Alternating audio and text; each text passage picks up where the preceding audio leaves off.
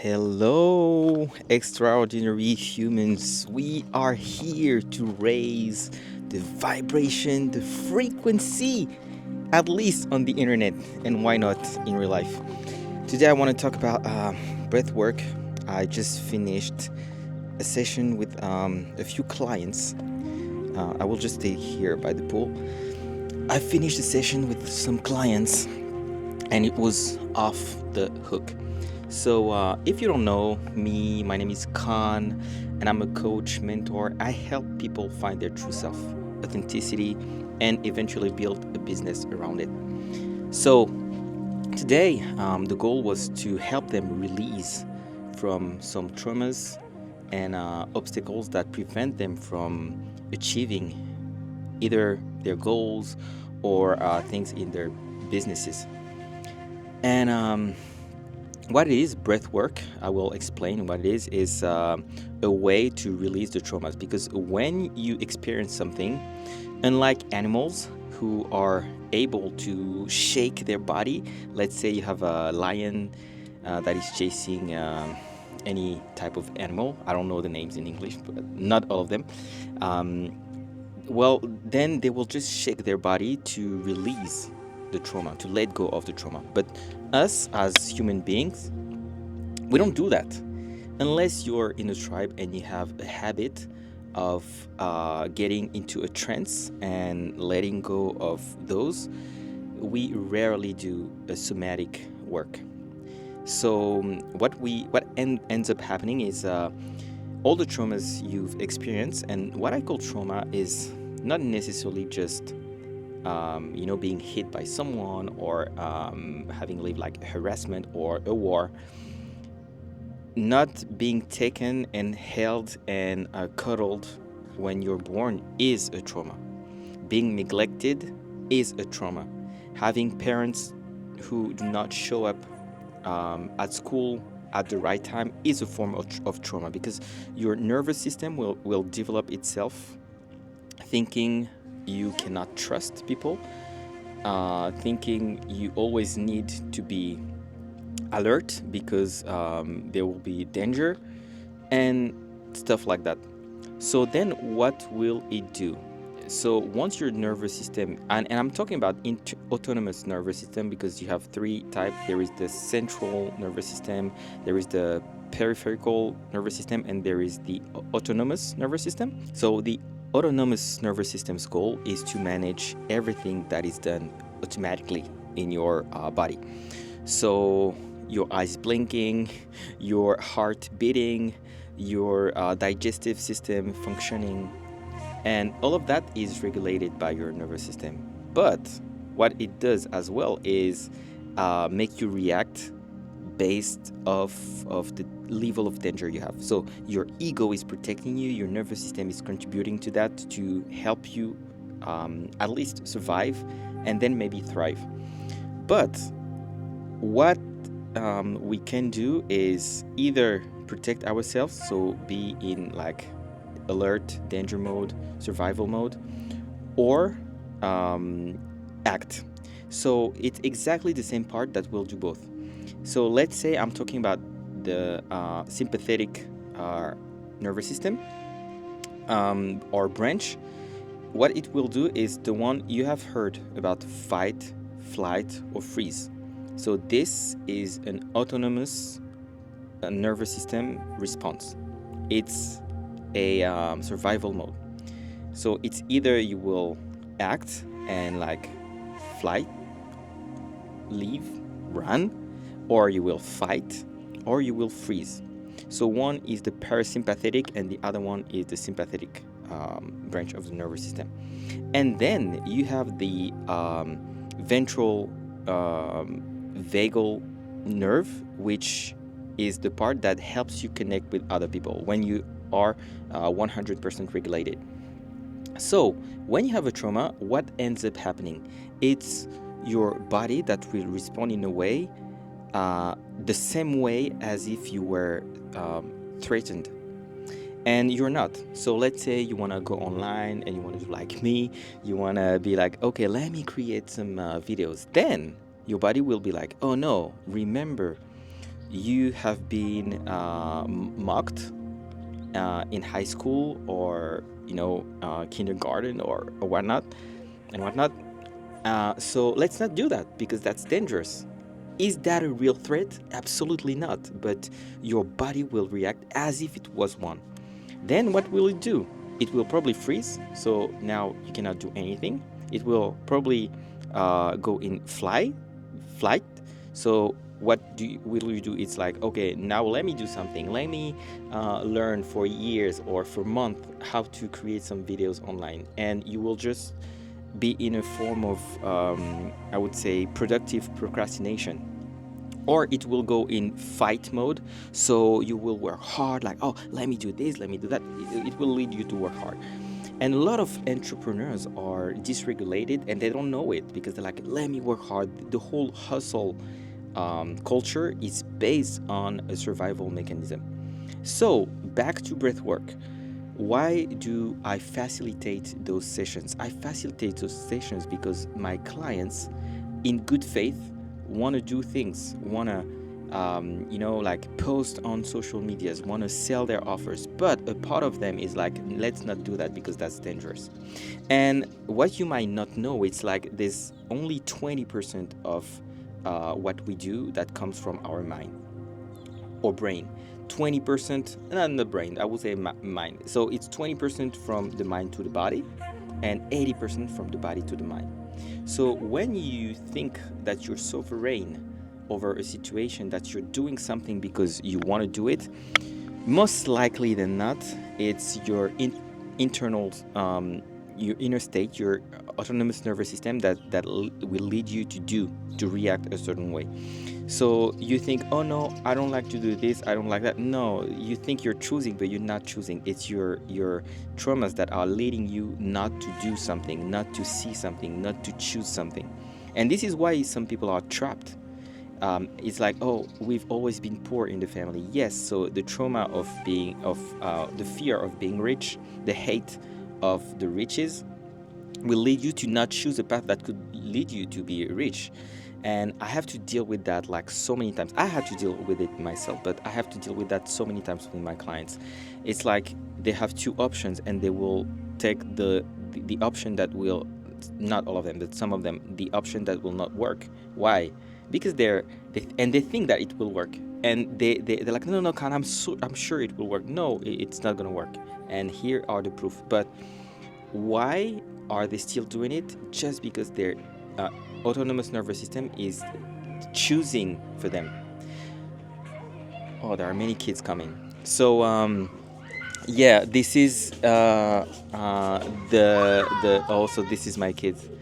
So this is the so kids are playing. So this is exactly what is happening for them. They have, hello kids, how are you? I'm shooting a video. But you can play. So yeah, so you have, when you have like 80% of your decisions that is made by your body, you can get coach all you want, you can go to therapy all you want, you will always end up doing things you don't want to do. You will always not do things you want to do. And this is what's so hard with people, and especially people with ADHD and stuff. They're like, I know what to do, but I can't do what I know. Why? Because your nervous system is deciding for you. And when I'm saying it's 80%, it means that all those informations, they do not appear in form of words. This is what makes it so hard to see, so hard to understand what's even happening or going on in your life. Because you're like, I don't know why the hell am I doing. I don't know why the hell I'm like choosing those things. But it's your body that is deciding for you. And if you go to your therapy, if you go to, let's say, like I'm talking about like therapies where you have to talk, you will talk. So it's what's here, but what's in your body, what is trapped in your body, you will not be able to express it, because it does not come out as words. It will just come out as reactions on the external world. And you can see what I'm talking about if you have kids or if you're in a relationship and something's triggering you, and next thing you know you're reacting in a certain way, and when you think about it you're like, I shouldn't have said that, I shouldn't have done that, but you feel threatened and your body is just reacting. And people who are only working, with like coaching and psychology and whatnot, it's as if you have boots that are dirty. You clean the house and you always come back with your dirty boots. The house will never be clean. And the dirty boots is the traumas that are stored in your body. You can clean up there all you want, you will always come back to that. So, what I like with breathwork is it's almost holistic because it will work with your emotions, with your energy, with your vibration, with your physical body, with your mind, because your mind will go, your brain waves will go to theta, which is what we use for hypnosis and so on. So you will be, the doors of your subconscious mind and unconscious mind will be open to suggestions, and also open to receiving what's inside. And it will not necessarily come in the form of words because, like I said, could be feelings, sensations, um, images, because it will help you. And your body has its own intelligence, and this is what I like about it. You can want to release certain types of emotion all day, all you want. Your body will release whatever has to be released. It's not you to decide because it has its own intelligence. So what happens when we do a session? So when I do a breath work, when I facilitate a breathwork session, it's like I create an experience. That's a whole experience because I work on it, on the intention. I connect myself to the group, like what will they need. I choose the music. I create like a, yeah. It's like a movie. You feel something and then I lead you somewhere, and then so what you do is you have to breathe. So most of the sessions I do is with a conscious, connected breathing. It looks like if you know about Wim Hof breathing, it looks like this because it's like, so it's like from the how is it called in English again? Anyway, so you breathe through your belly, through your stomach, and then top of your lungs, and then you just release with mouth open and nonstop. You do that nonstop. What happens? You feel some tickling. Your hands start to be like, like almost like a crab. It's like that. And then some people, of course, you will have your monkey mind that will be like, don't do that, that's stupid, it's not gonna work, and blah blah. So you can hear your monkey mind. This is what's interesting as well. It's like, let me hear what my monkey mind has to say. So you can hear all your thoughts. But then it's called I mean, you have your prefrontal cortex, prefrontal lobe, that will shut down because by the way we breathe, it will receive less oxygen. I think it's 40% less oxygen. So then it will shut down. Eventually, you will not hear your monkey mind anymore, and you will have access to another level of your inner truth. So physically, yes, of course, tingling, dizziness, stuck fingers and crawled and stuff like that, which is pretty normal. Numbness, that's pretty normal. But what people experience usually is like it has a wide variety of experiences. Some people go in a trance, and I think they are predisposed to to feel those type of stuff. They have this sort of like shaman energy, so they go into a trance. Some people will have an out of body experience. One guy told me I saw everything. So he was in the corner of the room. He could see, feel everything that was happening. He told me, yeah, someone, woke up and danced, and his head was on the other side. He could not see it. But he told me my body, I left my body and I could see everything. That was crazy. Some people have had orgasms. Even one woman, she told me, well, I was disconnected from my sexual energy, but I've had the most intense orgasm.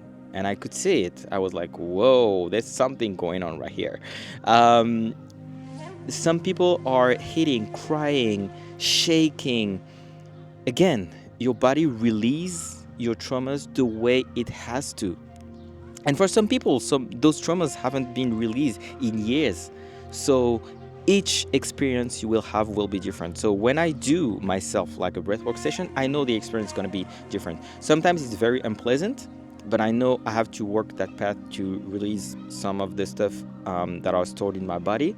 Sometimes it's like the most profound experience I have. Sometimes it's only physical. Sometimes it leads me to places I've never been to. Even like, I would say I could feel like it's like a parallel dimension, like craziness.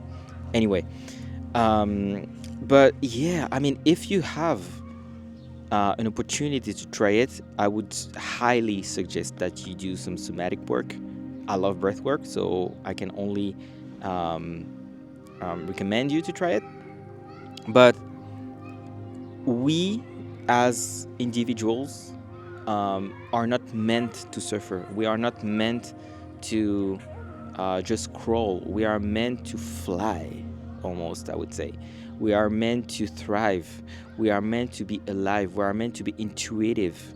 We are meant to create. And all this numbness is also caused by the traumas we have, and that have just been layered on top of each other without us noticing. Did you ever realize that COVID was and the lockdowns were like a collective trauma? You would not call it a trauma, obviously, because you feel like a trauma is something you have to experience yourself, but that's a collective trauma. That's a trauma. Why? Because, see, we are social beings, and this is a moment where we have been forced to be in isolation, to feel a lack of trust and lack of security and lack of safety for our friends, our family, our government, our doctors, our industries, almost everything, the whole society. And this is why the biggest crisis we're living right now is a trust crisis, and I can feel it in the business.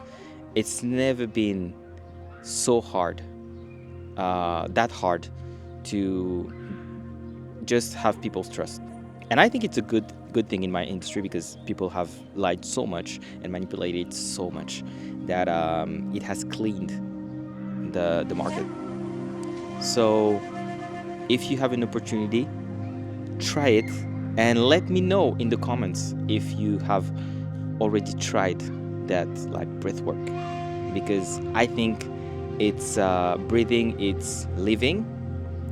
Breathing, it's a blessing, and it's just reconnecting with your inner truth and your true nature. So try it and let me know what you think.